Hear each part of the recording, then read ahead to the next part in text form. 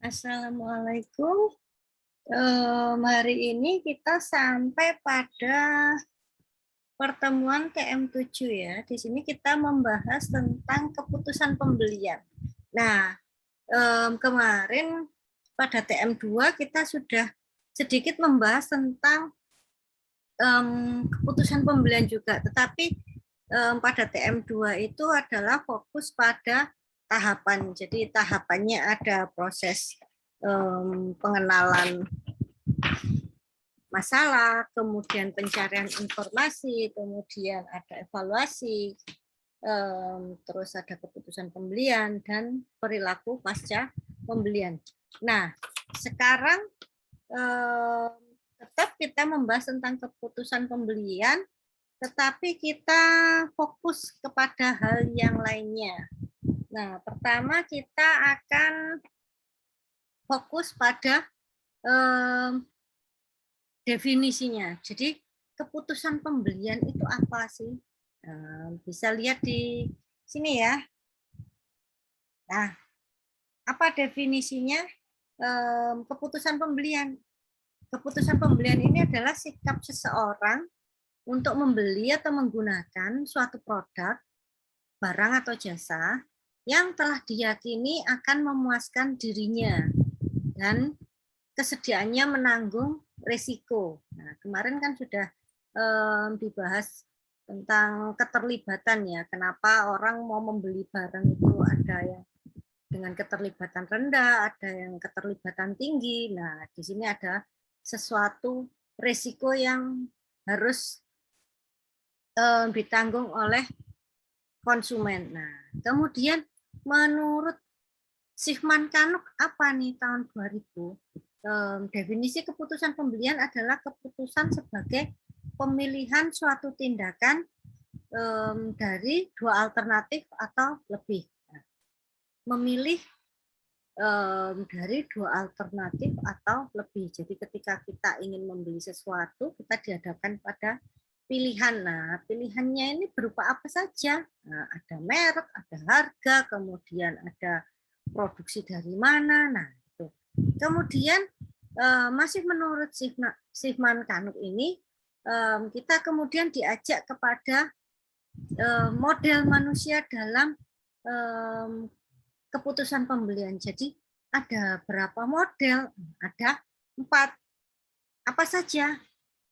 Bisa lihat di sini ya. Nah, ada 4 model EPCE. Jadi manusia dengan model ekonomik. Nah, ekonomik di sini apa? Manusia yang tipe manusia yang ketika membeli dia selalu mengutamakan faktor ekonomis. Nah, apakah harganya sepadan dengan kualitas produknya? Nah, seperti itu. Kemudian model manusia yang pasif. Nah, apa maksudnya pasif di sini? Pasif di sini adalah ketika datang seorang sales menawarkan sesuatu, melakukan kegiatan marketing, jadi menawarkan suatu produk atau jasa. Nah, si konsumen ini dia kalau butuh dia pasti akan mengiyakan saja. Jadi tanpa proses mencari alternatif yang lain, dia secara pasif mudahnya gini, kegiatan pencarian alternatif itu dia skip, dia lewati. Jadi apa yang dia ditawarkan kepada dia, ya itu yang dia terima. Nah, itu adalah si pasif. Kemudian ada si kognitif. Nah, kognitif ini adalah pembeli yang membeli barang berdasarkan pemikiran. Jadi ketika dia memikirkan untuk membeli sesuatu, dia harus memikirkannya benar-benar. Nah, dia harus mendapatkan produk dengan kualitas terbaik, dengan harga paling ekonomis. Nah, itu adalah si kognitif. Jadi dia mengedepankan proses dia dalam berpikir. Jadi memikirkan alternatif apa, merek apa yang mau dibeli, kemudian melihat apakah ada merek lain yang bisa sepadan dengan harga yang lebih murah. Nah, ini adalah si kognitif. Kemudian bagaimana konsumen yang ini, si emosional ini, si E, jadi EPCE, yang E keempat adalah emosional. Jadi si emosional ini membeli barang mengutamakan kondisi suasana hatinya. Jadi ketika kondisi dia itu butuh atau tidak barang tersebut, kalau dia pengen, sudah dia beli saja. Nah, itu adalah kondisi suasana batin. Jadi kondisi emosi dia, suasana hati dia. Gitu. Jadi ada 4 model ya, model EPCE. Jadi ekonomik, pasif, kognitif, atau emosional. Jadi ada 4 EPCE, model manusia. Nah, kamu termasuk tipe manusia yang apa? Yang sudah lihat video ini bisa komen di bawah. Misalkan tipe ekonomi, Bu, saya selalu mengutamakan harga terbaik untuk mendapatkan kualitas paling bagus. Nah, mungkin seperti itu, bisa komen di bawah ya. Kemudian masih teorinya Sigmund Kanu, kita diajak pada tipe pengambilan keputusannya. Tadi ada model manusia. Nah, sekarang ada berapa tipe pengambilan keputusan. Nah, di sini ada 3 ini ya, yang di sini. Ini nih. ELR. Jadi extensive, yang L itu limited, dan R-nya rutin. Jadi ini nanti tipe pengambilan keputusan ini hubungannya adalah dengan implementasi strategi pemasaran. Jadi yang ini, yang di sini. Ini sama ya. Jadi dari tipe orangnya seperti apa, nah kemudian prakteknya seperti apa. Nah, oke, tipe E, extensive problem solving. Jadi dalam pengambilan keputusan dia selalu mencari produk-produk yang melebihi dari apa yang dia butuhkan. Misalkan begini, hubungannya dengan ini tadi ya, implikasi strategi pemasaran. Misalkan kalian punya HP, nah misalkan kalian punya HP, kemudian beli barang apa saja ketika kamu punya HP. Nah, pasti kamu butuh apa yang namanya itu screen guard, kemudian case, atau mungkin soft case, tas. Nah, itu. Jadi yang berhubungan dengan HP itu tadi. Kemudian misalkan kamu punya mobil. Nah, apa kebutuhan atau keinginan kamu yang merupakan perluasan dari extensive problem solving ini. Misalkan kalau mobil itu mungkin mobilnya masih yang standar, maksudnya mungkin audionya ya bawaan pabrik. Nah, mungkin kamu belum puas dengan suaranya, kamu bisa tambahkan sendiri mungkin sound system, speaker yang kamu suka dari brand-brand yang biasanya kamu pakai. Nah, itu. Jadi, itu adalah extensive problem solving. Kemudian yang L, limited. Jadi, di dalam tipe limited ini, dia dihadapkan dengan kebutuhan yang banyak, tetapi dia harus memilih mana yang akan dia penuhi lebih dulu. Nah, ini adalah limited, jadi keterbatasan. Jadi dari banyaknya kebutuhan, ya namanya kalau orang hidup, kalau nuruti kebutuhan itu nggak ada habisnya ya. Jadi pandai-pandai kita menentukan apa ini yang mau kita dulukan untuk kita beli. Mungkin hari ini mau beli produk A, produk B, kemudian hari besoknya kebutuhan kita yang lainnya apa, kita penuhi secara bertahap. Nah, itu adalah tipe limited. Kemudian ada tipe pengambilan keputusan yang rutin. Nah, ini berhubungan dengan produk-produk yang kita gunakan rutin. Mungkin yang habis pakai atau mungkin yang biasa kita pakai. Mungkin nggak langsung habis, tetapi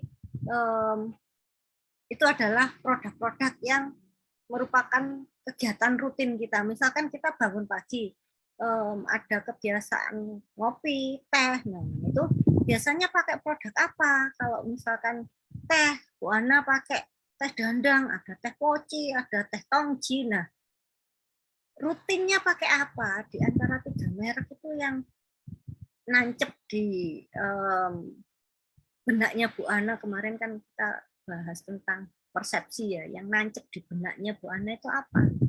Bu Ana lebih suka sama teh gandang, gitu kan? Itu adalah preferensi dari masing-masing lidah dari konsumen. Jadi ada yang suka teh tongji mungkin karena ada pahitnya, terus teh yang lain mungkin ada wangi melati, nah kayak gitu. Itu adalah hal-hal yang rutin. Kemudian ketika kita pergi mandi, nah sampo apa yang kita pakai, sabun apa yang kita pakai, apakah kita pakai face wash, kalau cewek biasanya pakai skincare, nah terus selain face wash apakah ada yang lain, ada berapa merek dari mungkin satu keluarga itu 4 orang itu sabun mandinya beda-beda, nah itu adalah tingkat rutinitas dan produk yang rutin dipakai. Udah ya, jadi tipe pengambilan keputusan itu ada 3, yakni ekstensif, limited, dan rutin. Nah, ini implementasinya sendiri-sendiri, jadi perilakunya sendiri-sendiri. Baik yang rutin, baik yang terbatas, maupun yang ekstensif. Nah, ini adalah perilakunya sendiri-sendiri. Jadi, menyesuaikan dengan tingkat pendapatan masing-masing konsumen juga. Jadi ketika orang punya pendapatan tinggi, kemudian perilaku belanjanya tinggi. Nah, ada kan yang orang pendapatannya tinggi tetapi tidak suka belanja, dia lebih suka menabung. Nah, kayak gitu. Ada yang orang nggak bisa pegang uang, seperti Bu Ana misalkan ya. Kalau mau nabung, nabunglah sesuatu yang tidak dalam bentuk uang. Jadi jangan ditaruh di ATM, jangan ditaruh di dompet, jangan ditaruh, apalagi ditaruh di bawah bantal ya kan. Nah, apa yang dilakukan untuk menabung yang tidak dalam bentuk uang? Mungkin jangka pendek dalam bentuk uang bisa dimasukin omplung yang nggak bisa yang nggak bisa dibuka. Nah, itu aman, pasti aman dari siapa, Bu? Dari keinginan kita sendiri itu loh. Jadi ketika kita masih punya uang, nah biasanya keinginan itu ngelantur kemana-mana. Oh, kepingin ini, kepingin itu, nah, kayak gitu. Terus nabung yang bagus bagaimana? Jangan berupa uang. Belikan aja perhiasan. Nah, Bu, kalau perhiasan kan mahal. Enggak, sekarang itu ada program pegadaian itu kita bisa membeli emas dengan cara menabung. Jadi ada tabungan emas namanya. Jadi ketika kita menabung 50.000, nanti dikonversi. Kalau misalkan harga emas hari ini 500.000 gitu ya. Oke, berarti kita dapat 0,10 gram misalkan. 0,1 gram misalkan kayak gitu. Nah, itu adalah menabung dalam bentuk bukan uang. Jadi bisa dirupakan sebagai emas. Kemudian kalau di toko perhiasan juga ada yang jualnya kayak ini ya, gift card gitu. Jadi gift card itu di tengahnya itu ada emas 0,1 gram, 0,2,5, 0,5, ada yang 1 gram, 2 gram, 3 gram, 10 gram. Nah, itu emas batangan tapi versi kecil. Jadi kalau misalkan 1 gram itu harganya 1 juta. Kalau yang ini apa namanya? Yang 24 karat kan itu. Nah, kalau 5 gram ya tinggal kalikan aja 5 juta mungkin ada kembalian berapa, 50.000 atau berapa mungkin segitu. Oke, jadi tips menabung jangan dalam bentuk uang karena orang pasti tergoda dengan keinginannya sendiri. Kemudian ketika menabung, percaya apa tidak ya, kita niatkan jangan untuk menjaga nih kalau misalkan kita sakit. Nah, itu seperti doa. Kalau kita mau nabung doanya seperti itu, nanti kalau terkabul ya bukan salahnya Allah kan ya, kita yang ngomong.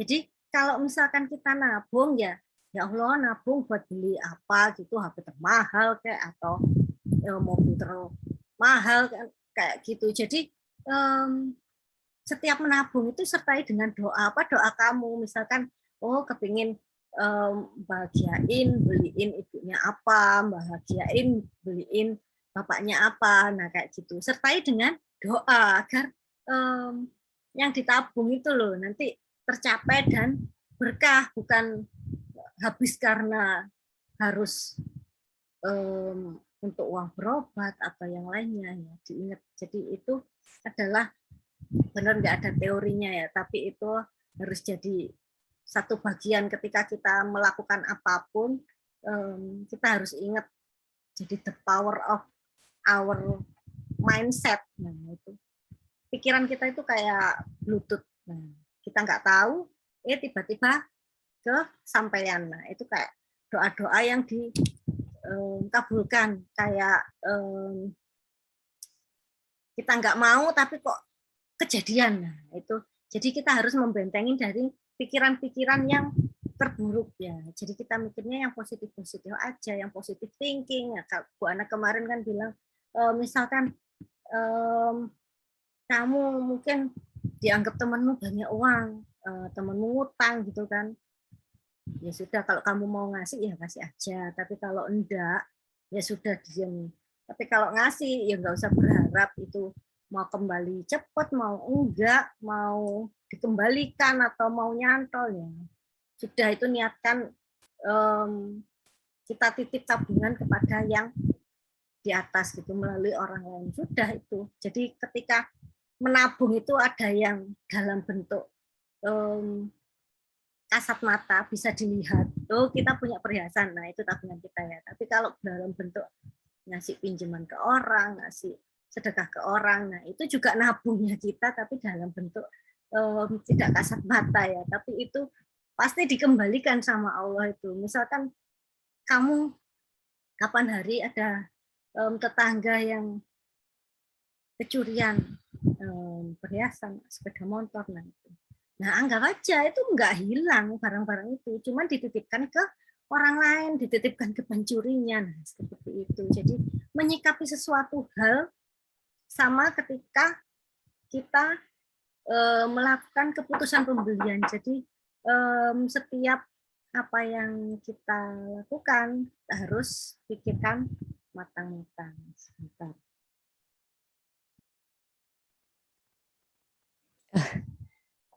Maaf, ada gangguan sedikit.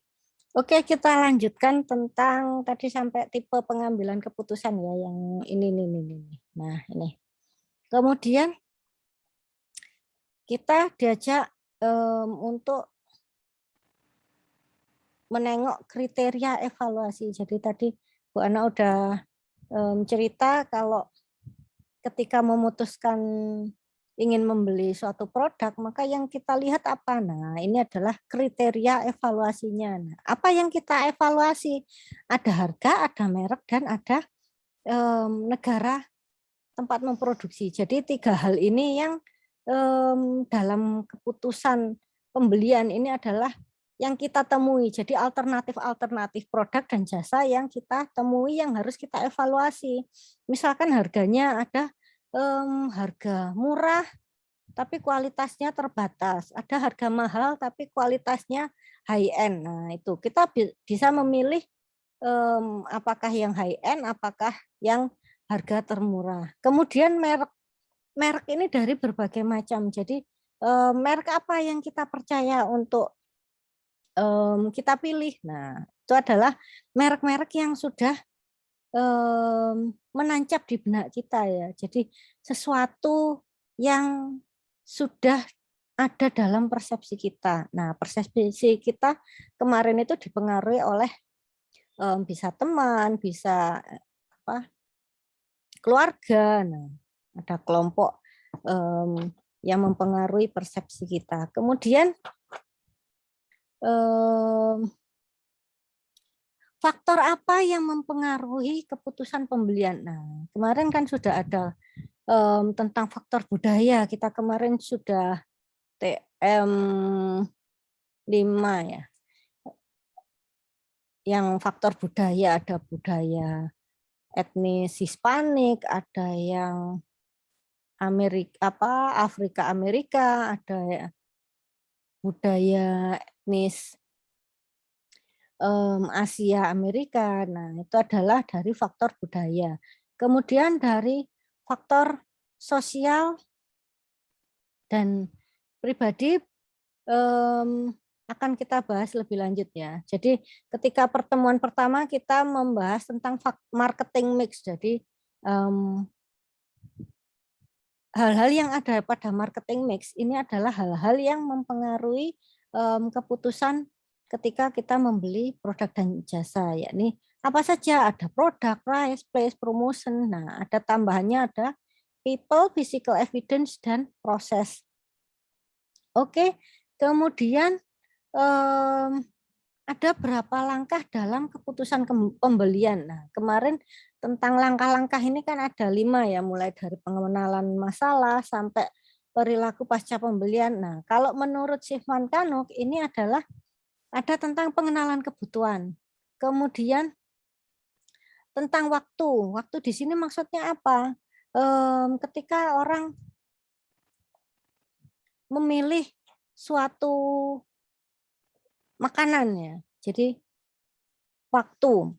Misalkan ketika pagi sarapan. Nah, kalau remaja dewasa mungkin sarapan apa yang penting enak dan cepat. Nah, mungkin kalau lansia, orang yang makanannya udah terbatas, takut sakit ini, sakit itu. Nah, ini adalah faktor kebiasaan dan faktor yang dipengaruhi oleh waktu. Jadi kalau pagi itu sarapan, kalau siang itu makan siangnya apa, makan malamnya apa. Nah, itu waktunya sudah ada timing-timingnya ya.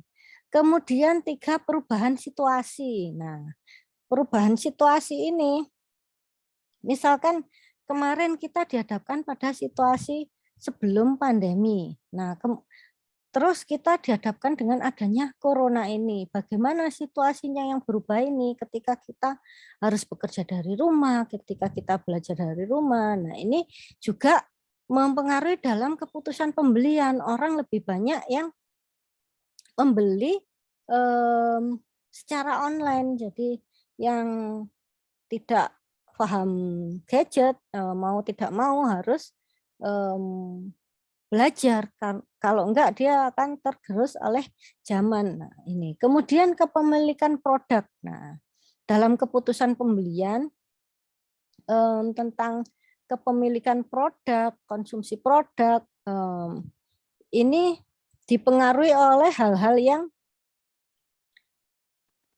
ada di atas tadi, ada marketing mix, budaya, sosial, pribadi, dan psikologi. Nah, ini.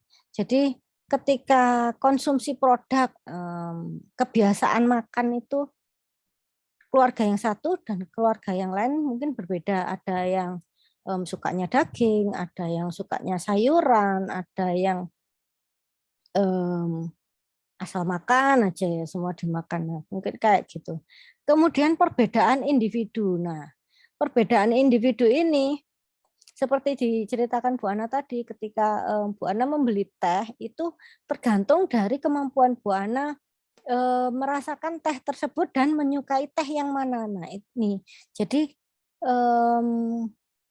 individu ini punya perbedaan masing-masing ketika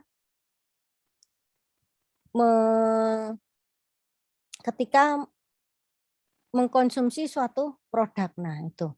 Kemudian pengaruh pemasaran. Nah, maksudnya pengaruh pemasaran apa?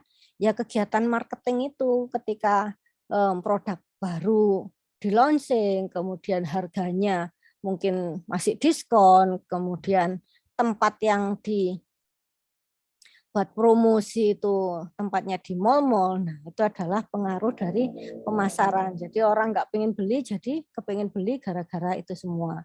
Kemudian pencarian informasi. Nah, mungkin ini adalah ketika kita melakukan pembelian dengan harga yang tinggi. Jadi kita tidak mau ada risiko yang lebih besar, maka kita harus melakukan pencarian informasi.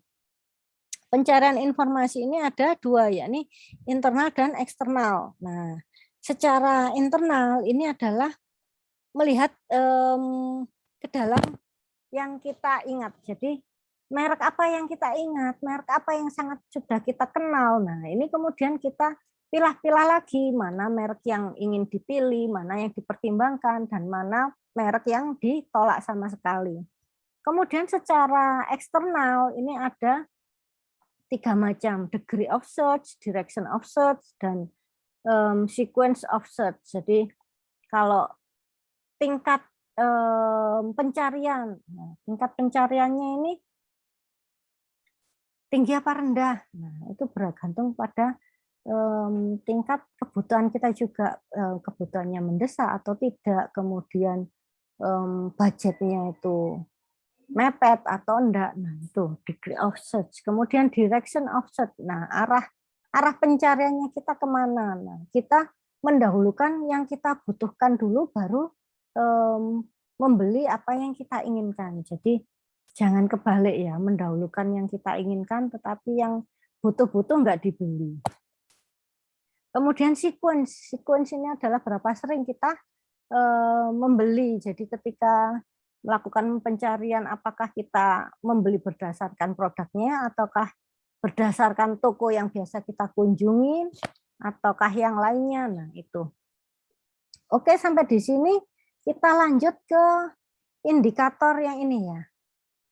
Apa indikator keputusan pembelian? Jadi teorinya ada macam-macam, menurut ada Sigmund Kanuk, ada menurut Doni Haryadi, kemudian menurut Franz Badi Cisara. Nah, kemarin pertemuan 4 kalau enggak salah Bu Ana sudah cerita kalau kita dalam membuat kuesioner penelitian itu ngambilnya dari indikator. Nah, ketika variabel Y itu keputusan pembelian, maka indikatornya apa? Nah, karena teorinya itu ada banyak, menurut ini, menurut itu. Nah, kita pilih aja salah satu yang mau kita pakai untuk kita breakdown ke dalam pertanyaan pada kuesioner. Nah, kita mau pakai teorinya siapa? Nah, itu yang akan kita jabarkan ke dalam bentuk pertanyaan. Jadi indikator ini adalah acuan ketika kita membuat kuesioner pada penelitian. Jadi ada menurut Sigmund Kanuk, ini indikatornya cepat dalam memutuskan. Kemudian yang kedua keinginan sendiri. 3 bertindak karena keunggulan produk atau jasa. Yang 4 keyakinan atas pembelian. Nah, sedangkan Doni Haryadi mengatakan indikator keputusan pembelian ini karena adanya minat membeli karena kebutuhan dan keinginan, Bu. Oke, kemudian kebutuhan membeli karena adanya informasi dan sumber-sumber dari terkait ya, baik di YouTube maupun di Shopee atau di Tokopedia. Nah, kayak gitu. Kemudian keputusan membeli setelah melakukan penilaian atau seleksi terhadap alternatif. Jadi ketika kita browsing di Shopee itu mau beli apa gitu, lihat harganya, lihat tempatnya, jangan yang terlalu jauh dengan rumah kita karena itu nanti akan mempengaruhi ongkir. Nah, itu adalah kita melakukan penilaian seleksi terhadap alternatif-alternatif. Sedangkan ini menurut Franz Badi Cisara ada AIDS, attention, interest, desire, action, dan satisfaction. Ada 5. Attention ya, ini menaruh perhatian. Ketika kita ingin membeli sesuatu, kita pasti sudah menaruh perhatian pada produk tersebut. Kemudian interest. Yang kedua adalah interest. Interest adalah ketertarikan. Oh, kita sudah punya ketertarikan dahulu ketika ingin melakukan pembelian. Nah, mungkin interestnya itu dilakukan sebelum membeli, tetapi sudah ada ketertarikan dahulu. Kemudian ketiga ada desire, yakni hasrat. Ada hasrat, keinginan untuk membeli. Jadi ada kepingin tok tapi nggak pengen membeli. Jadi senang sama produk tapi tidak ingin membelinya. Harus ada desire untuk membeli. Kemudian ada action, yakni kegiatan membeli itu sendiri. Apakah di toko A, toko B, nah kayak gitu.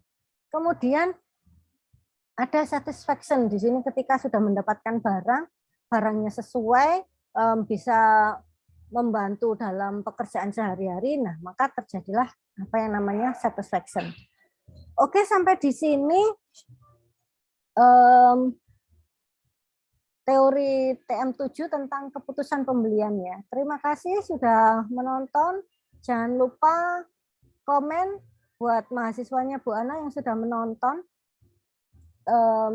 Semoga ilmu yang sedikit ini bisa bermanfaat bagi masa depan kalian, bagi bertambahnya rezeki kalian di masa yang akan datang. Oke, amin. Bu Ana akhiri, wassalamualaikum warahmatullahi wabarakatuh.